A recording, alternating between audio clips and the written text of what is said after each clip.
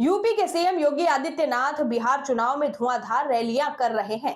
शुक्रवार को रक्सौल पहुंचे सीएम योगी ने आरजेडी और कांग्रेस पर जमकर निशाना साधा। जनसभा को संबोधित करते हुए योगी ने कहा कि आरजेडी व कांग्रेस के कुशासन के चलते ही बिहार की पहचान पर संकट खड़ा हुआ था। 1990 से 2005 तक बिहार में माफिया समानांतर सरकार चला रहे थे। अपहरण उद्योग बन गया था। ये वही लोग हैं जो बड़ी बड़ी घोषणाएं कर रहे हैं, सत्ता में आने के लिए बड़ी बड़ी घोषणाएं कर रहे हैं, चारा को हजम कर रहे हैं, अब राशन को भी हजम करने के लिए आए हैं। योगी को देखने के लिए बड़ी ही संख्या में लोग स्कूल के छत पेड़ों पर चढ़ गए। इस पर योगी जी ने कहा कि पेड़ के ऊपर जो चढ़े हैं उनको भी मैं देख रहा हूं, जो मकान पर चढ़े हैं उनको भी मैं देख रहा हूं। एनडीए को जिताना है। मैं जानता हूं कि फील्ड कम पड़ गया है। देता हूं बहन और भाइयों, कल बिहार के अंदर बिहार को नए और समृद्ध बिहार बनाने के लिए प्रधानमंत्री मोदी जी के मार्गदर्शन और नीतीश बाबू के नेतृत्व में एनडीए के द्वारा लड़े जा रहे चुनाव में पहले चरण का मतदान हुआ है। 121 विधानसभा क्षेत्रों में चुनाव हुए और रुझान बताता है कि माताओं और बहनों ने झांक करके भारतीय जनता पार्टी और एनडीए के प्रत्याशियों के पक्ष में मतदान किया। हर अन्नदाता किसान, हर नौजवान, हर श्रमिक, हर व्यापारी सुशासन की सुदृढ़ नींव में समृद्ध बिहार बनाने के मोदी जी के संकल्प के साथ नीतीश बाबू के नेतृत्व में इस चुनाव में फिर उठ खड़ा हुआ है। और इस अवसर पर मैं आप सबसे यही अपील करने के लिए आया हूं कि रक्सौल और नरकटिया के मतदाताओं को भी चाहिए कि हमें फिर से जंगल राज बिहार के अंदर वापस नहीं आने देना है।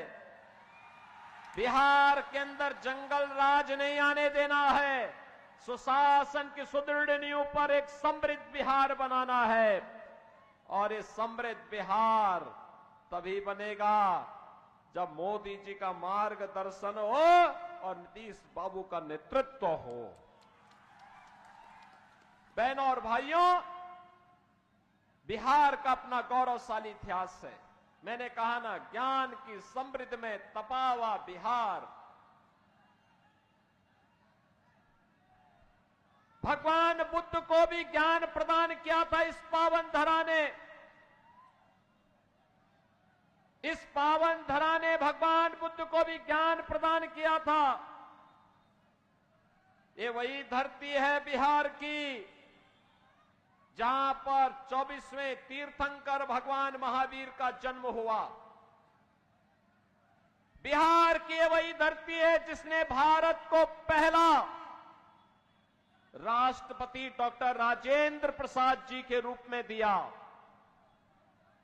और जब कांग्रेस ने भारत के लोकतंत्र का गला घोंटने का काम किया था, तब बिहार का नौजवान उठ खड़ा हुआ था। उसने तब जयप्रकाश नारायण जी के नेतृत्व में अंगड़ाई ली और कांग्रेस को खाड़ फेंका। जेपी के नेतृत्व में यह बिहार उठ खड़ा हुआ था। जेपी की जन्मभूमि भी बिहार। सामाजिक न्याय के पुरोधा कर्पूरी ठाकुर इसी बिहार में जन्मे थे और भोजपुरी और मैथिली के गीतों को छठ के गीत के माध्यम से वैश्विक पहचान दिलाने वाली शारदा सिन्हा भी इसी बिहार में जन्मी थी। बहनों और भाइयों, ऐसा गौरवशाली इतिहास जिस बिहार ने कभी नालंदा विश्वविद्यालय दिया,